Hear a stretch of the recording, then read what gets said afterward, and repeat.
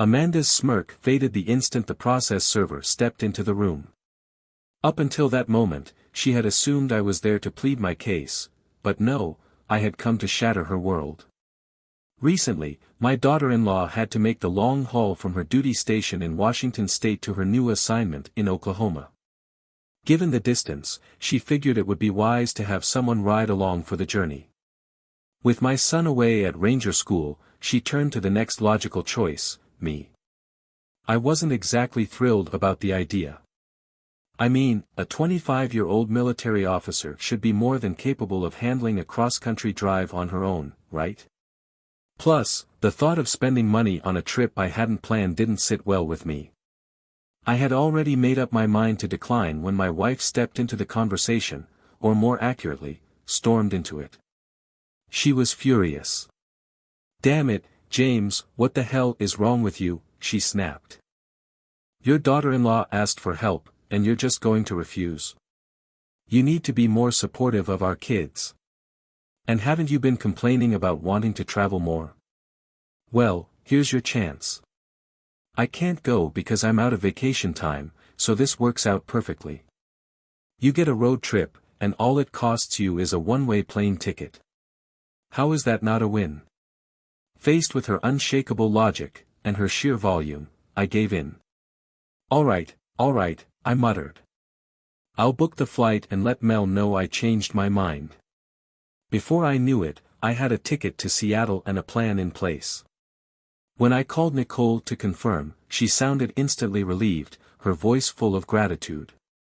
The next morning, still groggy from sleep, my wife dropped me off at the airport. I was barely awake, so I didn't even register the fact that she didn't kiss me goodbye or even offer a quick hug. She just let me out of the car and drove off. It struck me as odd, but I figured she was still annoyed about our argument. As I made my way inside, I could have sworn I saw her standing in the unsecured area of the airport, watching me as I boarded. But that didn't make sense, she had to get back to work right away. I brushed it off, convincing myself I was just seeing things. When I landed in Seattle, Nicole greeted me with a hug and immediately let me know that Amanda had called just a few minutes earlier. Apparently, she had wanted to be informed the moment I arrived safely and had asked Mel to check in before we hit the road. "All right, let's get moving," I said as I climbed into her Highlander. "I'll call Amanda later when we're out of this traffic. Too much road noise right now." Nicole shook her head. "I promised to call her right away." Without waiting, she pulled out her phone and dialed. The moment Amanda answered, I motioned for Mel to hand me the phone. "Here, let me talk to her, settle her nerves." But before she could pass it to me, something changed.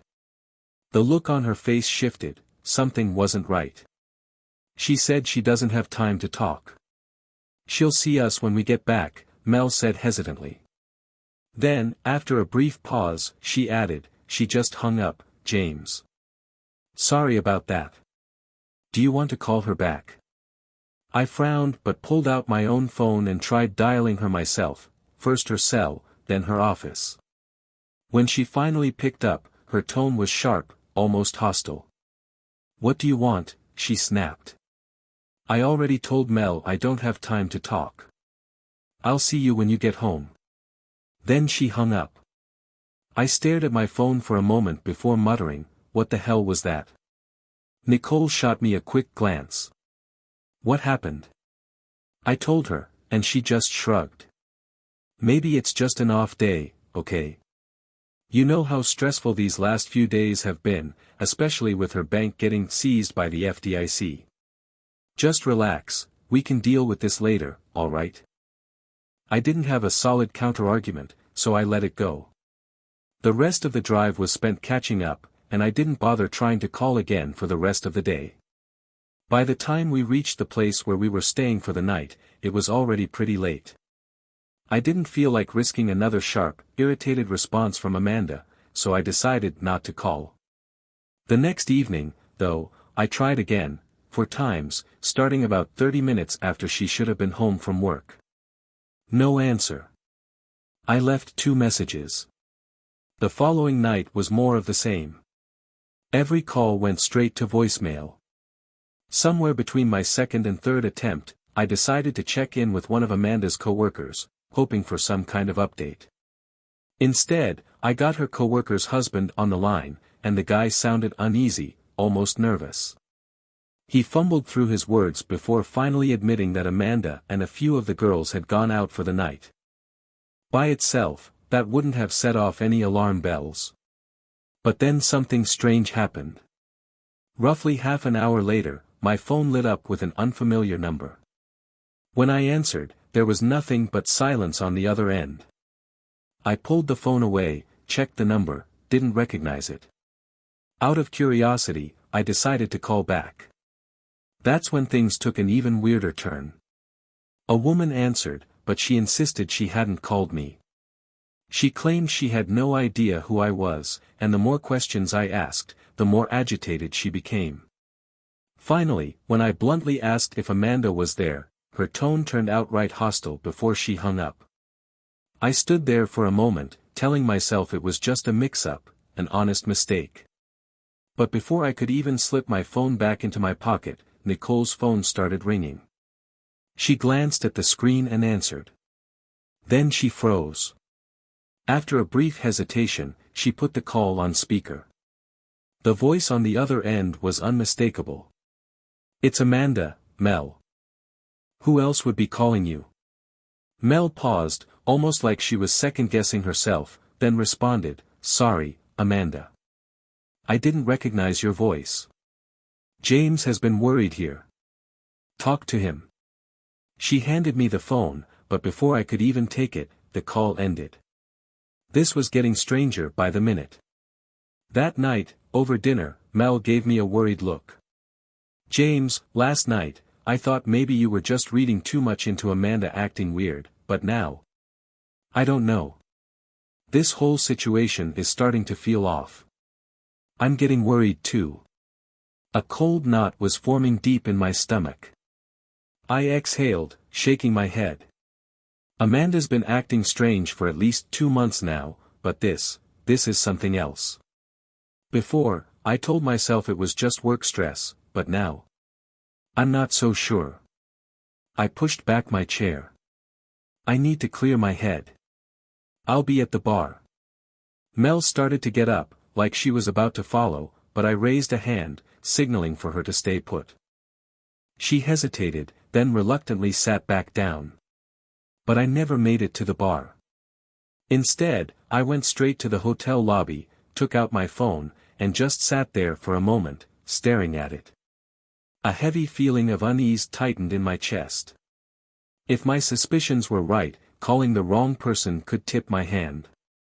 But I needed to trust someone. Then a name came to mind. Steve. He was an old friend, a retired army guy like me. Years back, I had helped him through a rough divorce after his wife cheated on him. Since then, he had remarried, which made him the least likely person Amanda would be mixed up with. If there was anyone I could count on, it was him. When he picked up, I didn't dance around the issue. "Steve, I think Amanda is screwing around on me," I said flatly. "She's been acting strange for months, and she couldn't shove me out of town fast enough this week. I need your help. Can you gather some of your guys to keep an eye on her? I want anything you can get, pictures, dates, times, places, all of it. Meet up tomorrow night. We'll touch base over the weekend." Steve didn't even hesitate. "I got you, James." That night, I tried one last time to call Amanda at home. Nothing. No answer. Finally, just after 11, my phone rang. "James, stop being such an ass," Amanda snapped the moment I answered. "You act like you don't trust me at all. I'm sick of you calling and checking up on me like some clingy teenager. You're out of the damn army, stop ordering people around. Do you have any idea how embarrassing it was when you called Christina's husband asking about me?" I clenched my jaw but held my tongue, letting her go on. "For the record," she continued, her voice thick with irritation, "I've either been out with Christina, the girls, or my family every single time you've called. If you don't believe me, go ahead, call them yourself. She let out an exaggerated sigh. Now I'm tired. I'm going to bed. We'll talk when you get home. Even through the phone, I could feel her anger radiating. But instead of snapping back, I kept my tone steady. I was just worried about you, I said. You've never been this hard to reach before, and I was afraid something had happened. Besides, back when we were younger, you always asked me to call every night when I was away, unless I was deployed. She went quiet for a moment, then scoffed. Yeah, I did. But that was when I didn't know where you were. I know you're with Mel, so it doesn't matter now. That hit a nerve. Because the truth was, back then, she always knew where I was. She had my schedule, knew my base, knew exactly what I was doing. This time, she had no itinerary, she knew less about my whereabouts than ever before. But before I could even bring that up, the line went dead. No, I love you. No, good night. By the time Mel and I got home on Thursday evening, it was late. Amanda was visibly irritated and made no effort to hide the fact that we had inconvenienced her by making her late for dinner. Everything she did had an edge to it. And that night in bed? Cold. Distant. Friday morning, she left for work without so much as a kiss. That evening, she didn't show up until after 10. No call. No explanation. Nothing. By Saturday afternoon, things took another turn for the worse. Sometime around 4, Amanda disappeared into our master suite. A while later, I could still hear the shower running. But when she finally stepped out, she was done up like she was heading to some high-end event, short dress, heels, hair and makeup perfect. I have a baby shower to go to, she announced casually. I'll be back late. No need to wait up. They're serving wine and appetizers, so we might end up partying for a while. She never asked Mel if she wanted to come. Never even mentioned the event beforehand. Mel and I exchanged a glance. This was getting harder and harder to ignore. At some point that night, Amanda came home, but I had no idea when. By morning, nothing short of an explosion could have woken her. Around 9, the doorbell rang. I opened the door to find Steve standing there, his expression grim. My stomach twisted. This wasn't going to be good. James, can you give me a hand for a minute? His voice was unusually subdued. Got my truck stuck in a mud hole. Need you to help pull it out. Wouldn't have bothered you, but Barbara's still at church. I nodded. All right, let me tell Amanda and grab my boots. As we walked away from the house, Steve let out a long breath. His face told me everything before he even said a word. James, he started, voice low, serious. There's an envelope in the glove box. You need to see what's inside. But I'll warn you now, you're not gonna like it. I could feel my pulse in my throat as I opened the glove compartment and pulled out the envelope. Looks like Amanda's been spending a lot of time with 2 of her co-workers, he went on. I don't know how long it's been going on, but every single night we watched her, she was with them. Last night, she stayed out until nearly 3 in the morning. He shook his head. I'm sorry, man. I really am. But listen, we need to play this smart. Come back to my place, have a beer, and let's get you covered in some mud. We don't want her suspecting anything until you've got all your pieces in place. You ever hear about someone crying into their beer? That was me that day. I sat there, bottle in hand, trying to wrap my head around the truth I had just been handed. Anger. Betrayal. Humiliation. All of it swirled together in my head, forming one ugly, relentless storm. I wanted her to feel every ounce of the pain she had dumped on me. I wanted to break those 2 bastards she'd been sneaking around with. But more than anything, I wanted to make sure I didn't lose everything I had worked for. Steve and I sat and talked for a long time. At some point, He gave me the name of a solid attorney. By the time I finally stumbled home, drunk out of my mind, I had an excuse not to keep playing the role of Amanda's faithful, unsuspecting husband. Monday morning rolled around, and Amanda left for work at her usual time. Shortly after, Mel packed up and hit the road for her new post. The moment the house was empty, I got to work. First order of business, calling the attorney Steve had recommended. He seemed competent enough, and the fact that I had known him since high school made me feel like I could trust him.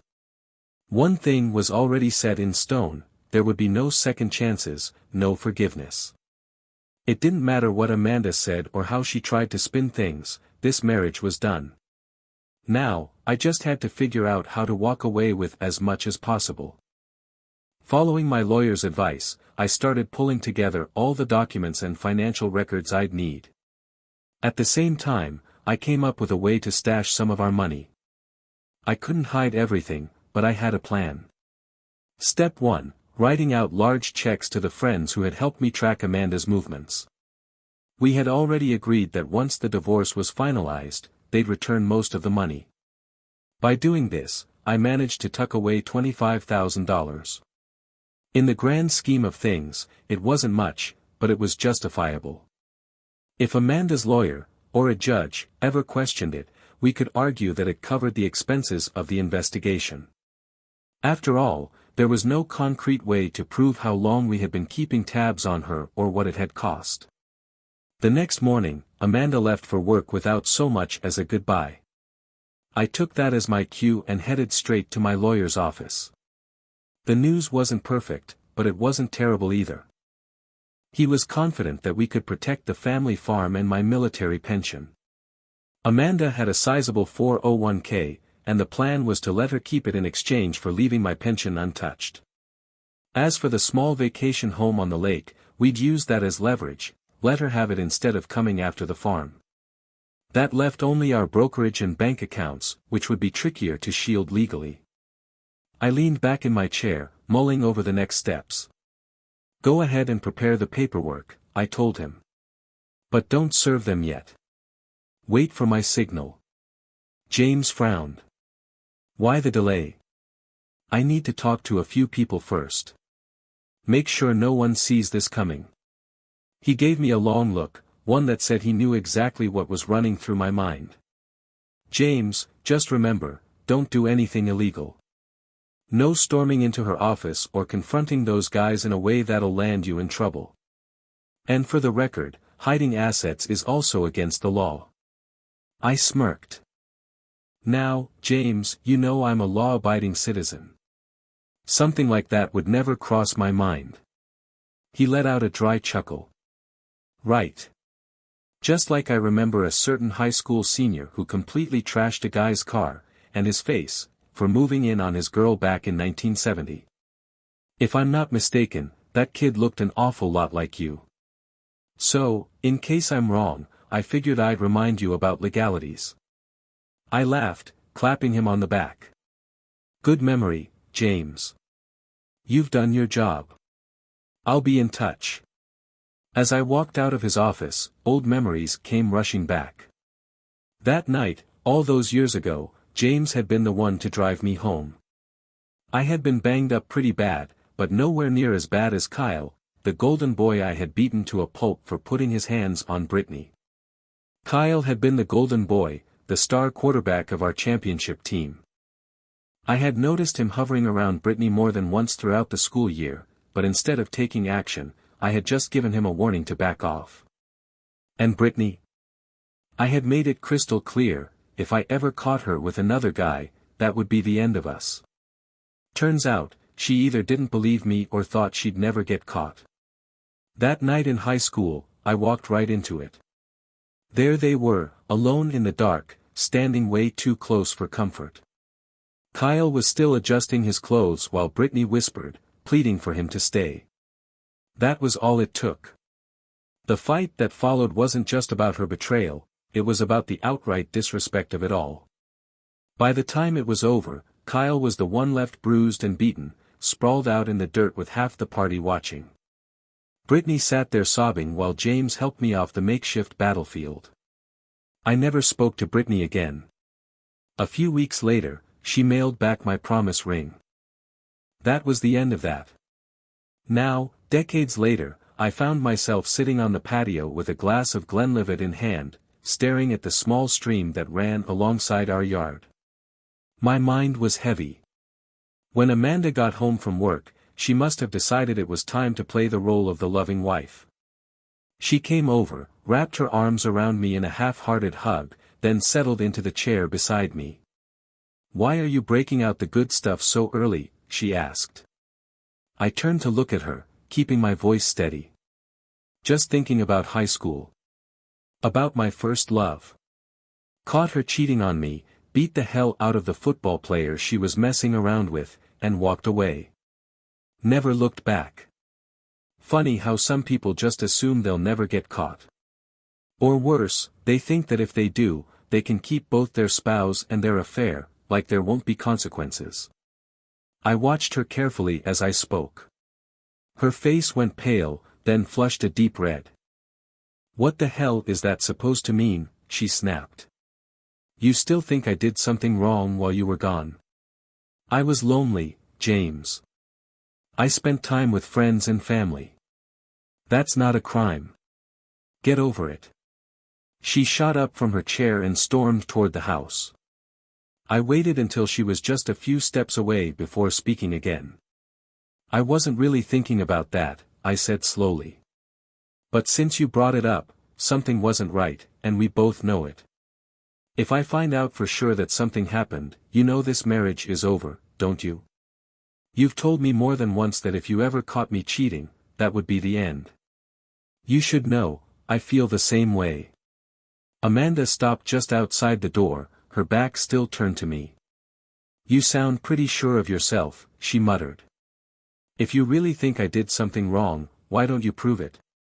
Then she disappeared inside, leaving me with nothing but a half-hearted excuse for a sandwich at dinner. The next few days, I made several trips to the bank, withdrawing small amounts each time, never enough to raise any red flags. Things at home were still tense, and on top of everything else, I was dealing with an unwelcome dry spell. By Monday morning, I was ready to make my next move. As Amanda was getting into her car for work, I leaned casually against the doorframe. "Oh, I almost forgot to mention," I said. "Saw a dirt cheap hotel and flight package to Vegas online. Booked it on a whim. Just a couple of days, I'll be back Friday evening. You don't mind, do you?" It wasn't unusual for me to take gambling trips. I did it a few times a year, but I usually gave her plenty of notice. This time, I wanted to see her reaction. Amanda's face lit up. "No, honey, I don't mind at all," she said, almost too quickly. "Actually, I think we could use some time apart. We've both been on edge lately. Have fun, and try not to lose too much." She got in her car and drove off without so much as a wave. Before I hit the road, I made one last stop. Steve's place. Handed him another large check, made out to Steve's investigations, and told him to keep an eye on Amanda while I was gone. In Vegas, I made sure to lose another $20,000. On top of that, I collected discarded receipts for all kinds of purchases, clothes, boots, hats, even some used show tickets. By the time I was done, I had enough documentation to justify a much larger financial hit than usual. At that point, I figured I had done enough. I hated the thought of losing half of our investments, but I knew I had to play it smart. If I got greedy, I'd risk getting caught. Technically, I was supposed to return home Friday, but I came back Thursday night instead. Amanda had her usual girls' night out planned, which gave me the perfect opportunity to put everything in motion. First thing Friday morning, my attorney filed the divorce papers. I had arranged for Amanda to be served just before noon, right when she was preparing to leave work early, as part of her usual routine. And I made sure to be there when it happened. By the time she walked into the room, I was already sitting comfortably in her boss's office, making small talk. And, surprise, surprise, her boss also happened to be one of her lovers. The moment Amanda saw me, her entire expression shifted. She hadn't expected me to be there, and now, she couldn't leave. From where I sat in Daniel's office, I had a clear view of her desk. She glared at me, her face a mix of fury and disbelief. I didn't move, just waited for the process server to reach her before delivering the final blow. The moment she was served, the color drained from her face. Then, just as quickly, rage took over. "You son of a," she shrieked, springing to her feet like she was ready to charge straight into Daniel's office. Hearing the outburst, Daniel stood up, looking startled. I took a step toward him just as the process server entered, extending another envelope. Daniel hesitated, then took it, flipping through the paperwork. His expression darkened.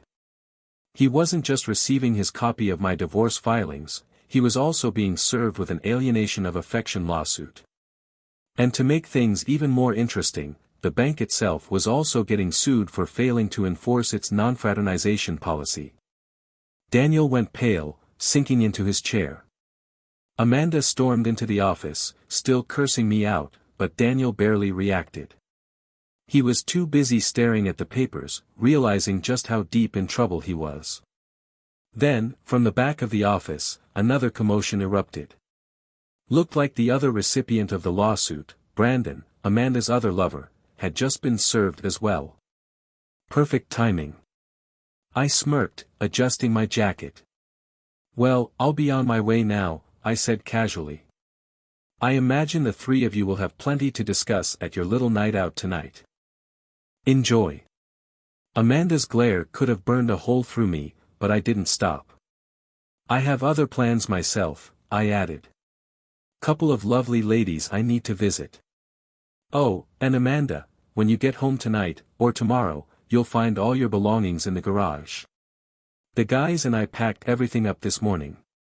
Your keys won't work anymore, but don't worry. I left the garage open for you." I reached into my briefcase, pulled out a thick folder, and tossed it onto Daniel's desk. "Copies of the investigation reports," I said. "You'll want to keep those for reference. I have 2 more copies to deliver, to 2 very special ladies." Without another word, I turned and walked out. Out of Amanda's life for good. Daniel and Brandon's wives weren't exactly thrilled to see me when I showed up at their doors. But their anger wasn't aimed at me. It was directed at their cheating husbands, and Amanda. Once I laid out the evidence, they didn't waste any time. I handed them James's contact information, letting them know he was a solid choice for a divorce attorney. In the end, they both hired him to handle their cases.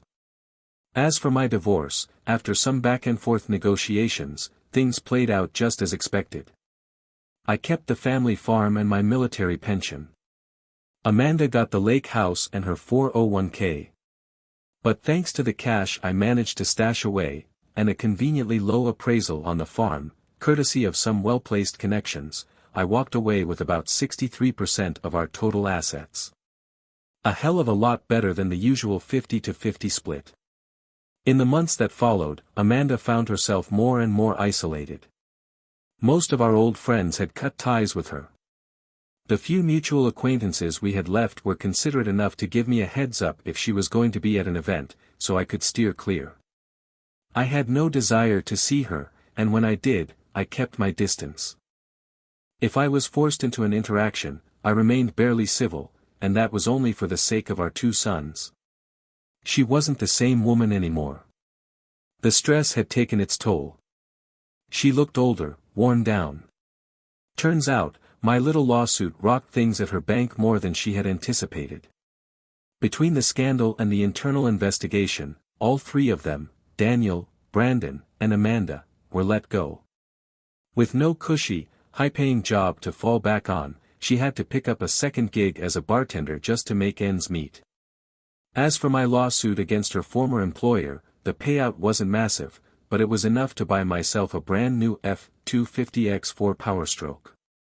And if I'm being honest, the real prize was watching her life unravel. It was worth more than any check they could have written me. But life moves on. Now, the only thing left for me to do is figure out who I want to spend the rest of it with. At my age, the dating pool isn't exactly overflowing, but there are a few interesting prospects. In the meantime, I travel, I meet new people.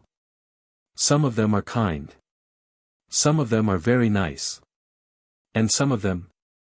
Well, some of them are willing and lovely ladies.